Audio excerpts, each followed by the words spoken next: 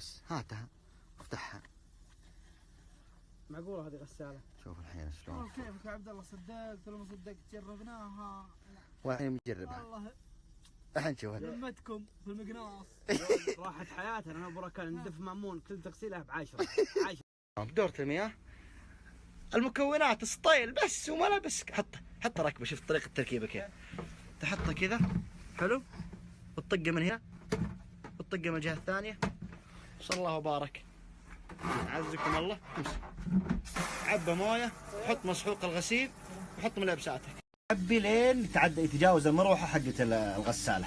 ايوه وبس. طيب احط ملابسي كلها كامله، سروال وفانيله وسروال قصير. في سطل اكبر من هذا 5 مرات حطه. دام المويه تلمس المروحه نجرب سطل كبير بعد. اصبر. مسحوق الغسيل اي مسحوق غسيل. تدق الزر. انا اعلمكم الصحيح. حلو. حط